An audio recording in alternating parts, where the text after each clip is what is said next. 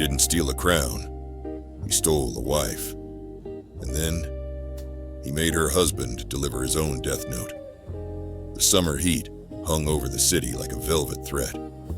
He couldn't sleep, so he walked. The rooftop was his kingdom after dark.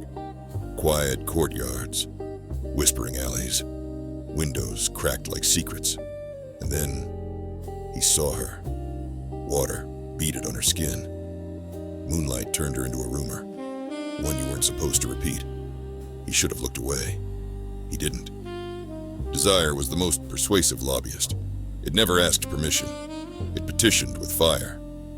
Her name was confirmed. A messenger was sent. Not with roses, but with privacy. The invitation was not a command.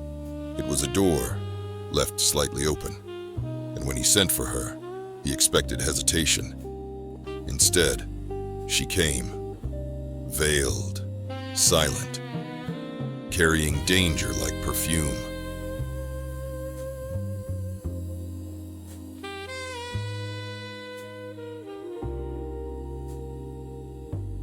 She arrived at twilight, veiled against the night's gossip. 2 attendants waited in the corridor, dismissed with a single glance. The door closed. The room shrank. It was no palace chamber. It was a sanctuary of shadows, soft corners, slow lamps, silence thick as honey. On the table, figs split open, their flesh glistening, a jug of wine half poured, crimson threads staining the crystal. No crown, no ceremony, only temptation, dressed in fruit and waiting. The veil slipped from her hands. It fell like a secret to the floor. Her eyes found his. Steady, unflinching. The silence pulled them closer. The air grew warmer, though no flame had risen. The room itself was learning their shapes.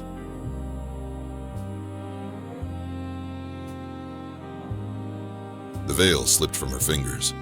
It touched the floor, like a secret no one dared to pick up.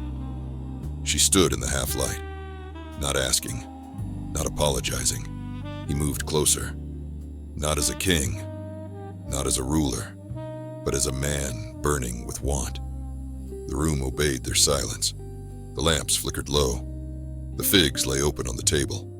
The wine waited, unfinished.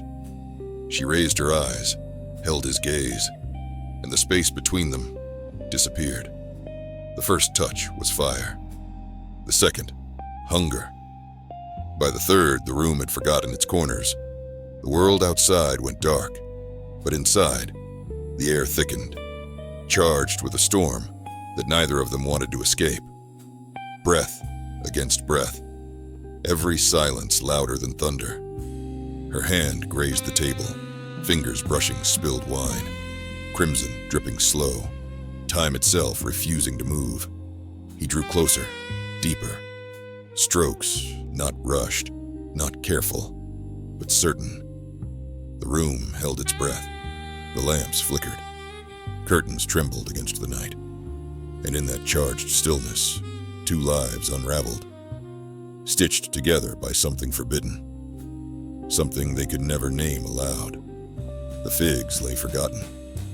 Wine bled across the glass. Outside, lightning split the horizon.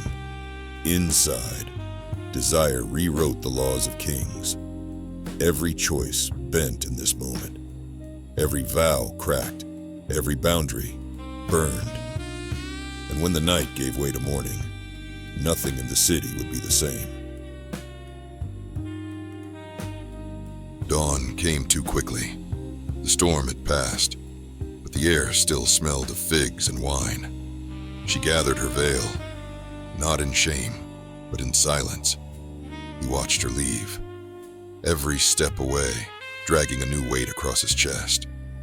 The city stirred awake below. Merchants cried out in the streets. Life moved forward, as if nothing had happened. But something had. One night had rewritten them both. One night that could never be spoken of aloud. He turned from the window. The bed still warm. The table stained red.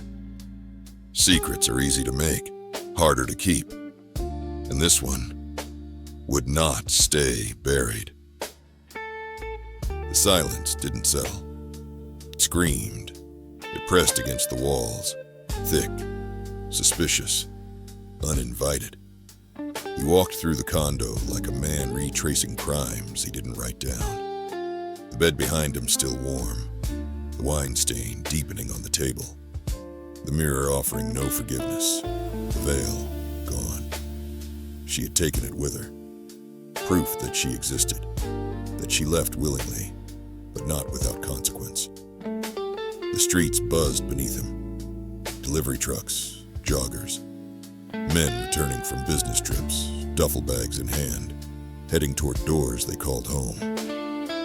One of them? He was heading back to the condo across the way, back to the woman who had just left his. She didn't expect him to be there. Said she couldn't sleep. Told him she went for a walk to clear her head. Barefoot. No keys, no coat. She smiled when she saw him. Software sweet, a little too ready. He kissed her cheek. But something inside him recoiled. Something quiet, something primal. Like a thread pulling loose before the garment unravels. That's how secrets survive. In the gap between suspicion and proof. The morning didn't arrive with songbirds. It arrived with silence, thick, hovering, like fog that hadn't made up its mind. He stood on the balcony. The city moved below, but up there, nothing did. She showered, dressed, headed to the kitchen, made breakfast, eggs, toast.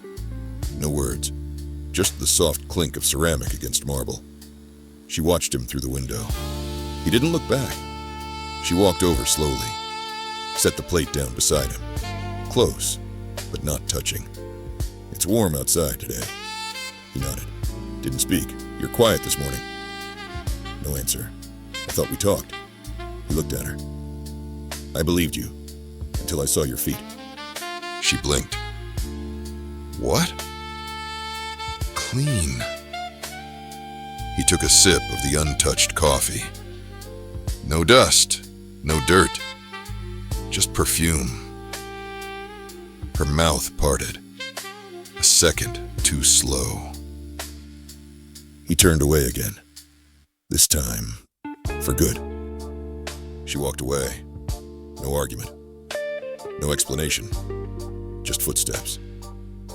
The balcony door clicked shut behind her, and with it, the last breath of trust between them. No screaming, no slamming doors, just a marriage drowning quietly. He checked the footage. The cameras didn't lie. They told the story with timestamps. 2:43 a.m. She left. 6:08 a.m. She returned. She didn't know a neighbor across the way had seen it all. Her walk across the street, her entrance into his building, and her walk of shame at dawn. The neighbor confirmed his suspicions. He didn't ask. He didn't confront. He didn't need to. The silence answered everything. They became strangers in the same house. Two shadows orbiting the same kitchen, but never colliding. No late-night talks. No morning texts. No, "Are you okay?" It's just silence. And the thick weight of secrets. Weeks passed. Not a touch. Not a glance. Not a chance. Then, blue. A plastic stick whispered what she already feared. She was pregnant. Her hand shook. She stared at the line. Once. Twice. Still blue. She called her lover in a panic. He hasn't touched me. Not before the trip. Not since he came back. He exhaled. You need to fix this. Just get him to sleep with you once. Blame it on him. So she tried. New lingerie. Old perfume. The candle he once loved. She stood in his doorway. Can we just try again? Her voice barely above a breath. He didn't turn. What are we doing? He said. We used to be... She began. We're not anymore, he finished. She touched his back. He pulled away. And with that, her window closed.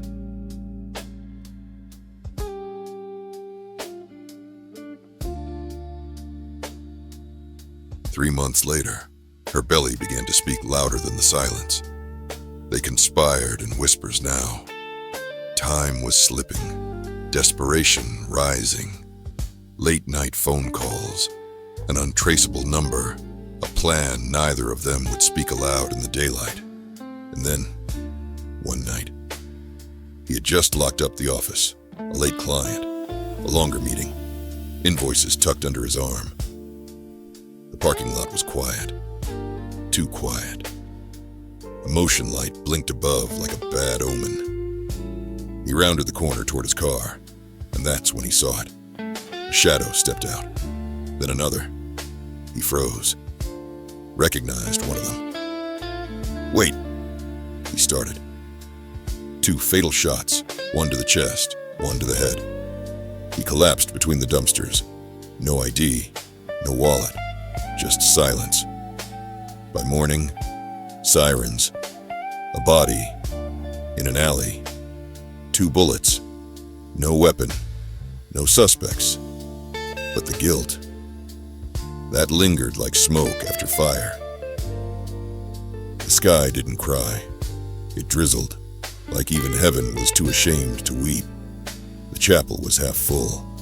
Murmurs, whispers, eyes that said more than words ever could. She wore black and a lie, a belly that betrayed her every time she breathed. He was buried with honor, with folded flags, with pastors and praise, never knowing, never suspecting. And in the very back of the room stood a man who had never shaken the deceased's hand, never met him, never asked his name, but slept with his wife. He watched the casket lower, hands in his pockets, heart in his throat. He shouldn't have come, but guilt is a messy date. It shows up uninvited. She turned once, as if she could feel him behind her, but he looked away. They said it was random, a robbery, wrong place, wrong time. But 3 people in that chapel knew the truth. The wife, the lover, and the God who was watching. And when the service ended, he slipped out the back, unnoticed, unforgiven, and afraid someone might ask who he was. Months later, a baby cried into a world stitched together by lies, but not for long. Fever, cough, rapid decline. Doctors were baffled. Blood tests, normal. Scans, clear. Vitals, steady. Until they weren't. No diagnosis, no answers, no heartbeat. And then, silence. The child was buried beneath a name that no longer mattered. No lullabies, no birth certificate framed on the wall. Just a tiny casket and 2 people too broken to stand beside each other. They didn't speak at the graveside, didn't cry, because some losses don't need tears. They scream in the soul, and somewhere deep inside, they both knew. This wasn't just tragedy, it was justice. A verdict without a courtroom. A sentence written by a hand they couldn't see. Heaven had watched them lie, and now, heaven had spoken. Some lies don't just haunt the soul. They infect the womb. They fracture the future. He died never knowing. She lived always remembering. And the child, he was born of betrayal and buried by consequence. Sometimes, what we carry in secret curses the generations we never planned to hurt. This story, it's not just a script. It's a true account, buried deep in the pages of Scripture. Don't believe me? Read it for yourself. 2 Samuel 11 and 12. A woman, a man, a night of lust, a deadly cover-up, and a child caught in the fallout. Sounds familiar? Because it is. This is Flash Fiction Frenzy, where stories leap off the Bible's pages dripping in love, drenched in lies, drenched in lust, and soaked in betrayal. Come back next week for another thriller. One twist, one turn, one truth at a time. A like triggers the ripple. A comment deepens the mystery. A share starts the stir. Your click is the first clue. And after that, well, the plot takes care of itself. Tell us where in the world you're watching from. We want to see how far this thriller travels. Until next time, frenzies, stay curious. See you in the next video.